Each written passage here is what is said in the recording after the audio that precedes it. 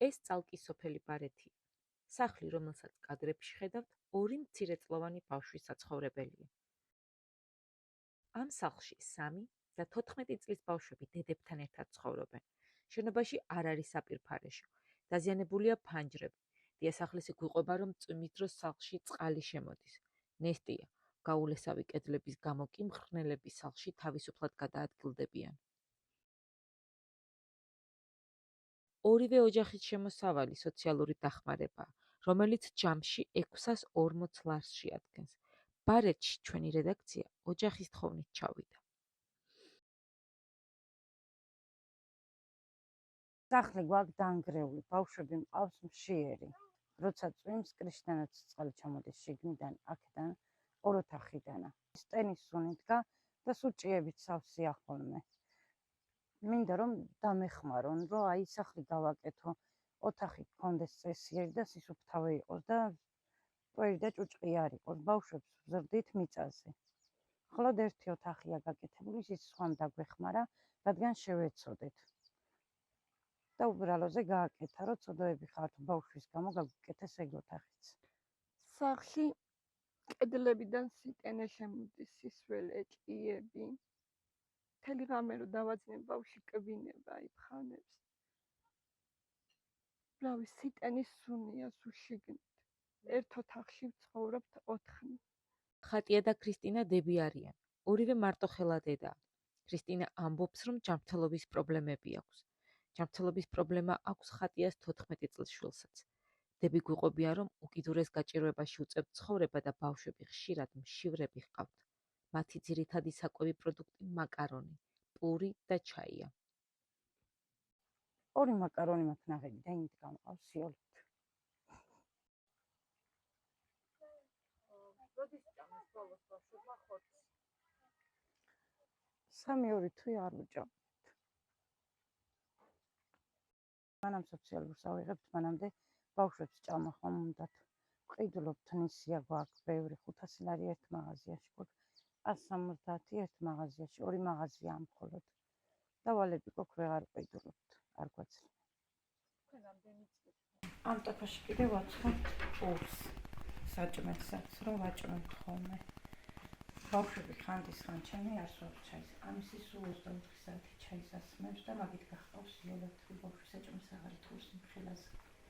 არის მომენტი, რომ მშივრები არიან სულ. რომ რა გავაკეთო, არ ვიცი. მაგის გამო ცოტა პანათიც მომდის, რა გავაკეთო. ხანდისხან მიფიქრია, რომ წავიდე ბავშვთა სახლში, დედა და შვილი ვარდებიან, ჩავბარდე. მიფიქრია ხოლმე მაგასაც. იმიტომ რომ მეცოდება ძალიან. მშიერი რომ არის.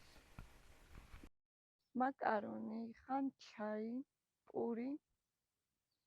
ამით იკვებება. ისე მონატრებულია ბავშვი, რომ წალკაში ჩავიყვანე და დახს ხელი მოკიდა, რომ ხილი აეყო. და ამ დროს ბიძა ჩემი იყო ჩამოსული და მან უყიდა. ხილს. სახლში, სადაც ორი მცირეწლოვანი იზრდება, არ არის დაგებული იატაკი. კედლები შეულესავია. არ აქვთ მაცივარი, სარეცხის მანქანა.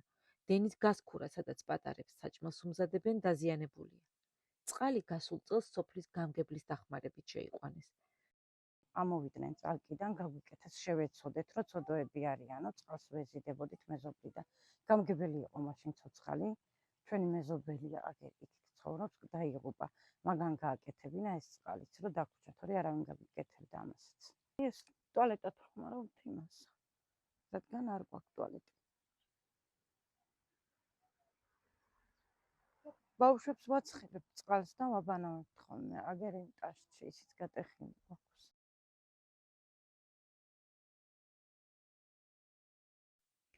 ქრისტინა ამბობს, რომ ბოსტონში ნათესები უსახსრობის გამო არ აქვთ. ნერგების შესაძენად სახსრები არ ჰქონდათ. ბოსტანი გვაქვს, მაგრამ ვერ ვამუშავებთ. არ გვაქვს თანხა, ვერ ვხნავთ, ვერ ვთესავთ. არ ქონდა იმის საშუალება, რომ ან მოგვეხნა. უფასოდაც არავინ არ მოგვეხნა. ვიკითხე რამე, არავინ არ შემოვიდა, არავინ არ მოგვეხნა.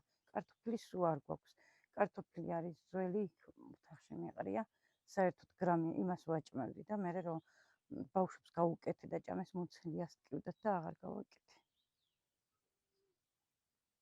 დები გვიყვებია, რომ სახლის შეკეთების თხოვნით მერიას მიმართეს. ასევე ითხოვდნენ შეშასაც, თუმცა ვერ მიიღეს.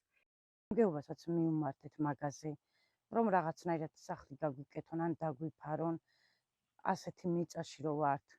სობედანაც მივედით იქიდან გამგზავნეს, მაგრამ არანაირი დახმარება ვერ მივიღეთ.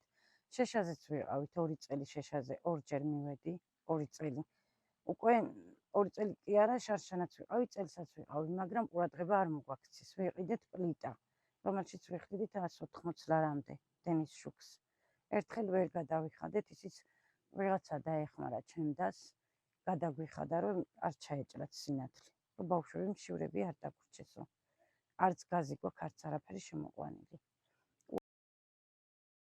გარემოებების დაზუსტების მიზნით ჩვენ მუნიციპალიტეტის მერიის საზოგადოებასთან ურთიერთობის სამსახურის ხელმძღვანელს დავუკავშირდით. მან გითხრა, რომ ოჯახური პირობების გამო შვებულებაშია და მის გარდა ინფორმაციას სხვისგან ვერ მივიღებდით. გვაინტერესებდა რა ტიპის დახმარება გაეწია, ან გაეწია თუ არა საერთოდ ამ ოჯახებს. მარიამ ნატრიაშვილმა გვიპასუხა, რომ მუნიციპალიტეტს რისი რესურსიც აქვს, ყველას ეხმარება ყველაფერში. ჩვენ ასევე გვინდოდა დაგვეზუსტებინა მუნიციპალიტეტთან, რატომ ვერ უზრუნველყო სოციალურად დაუცველი ოჯახის შეშით მომარაგება, ან რა ტიპის დახმარება გაეწიათ დებს. ჩვენ ინფორმაცია გამოვითხოვეთ წერილობითაც. მუნიციპალიტეტიდან მიღებული ინფორმაციის მიხედვით, ხატია ალა გარდაშვილს და ქრისტინა კარაკეზოვას 2026 წლის თებერვალში აღებული აქვთ მარტოხელა მშობლის მქონე სტატუსით დახმარება 500 ლარი. ჩვენ ინფორმაციას მუნიციპალიტეტიდან ველოდებით შეშასთან დაკავშირებითაც. პასუხის მიღებისთანავე მასალა განახლდება.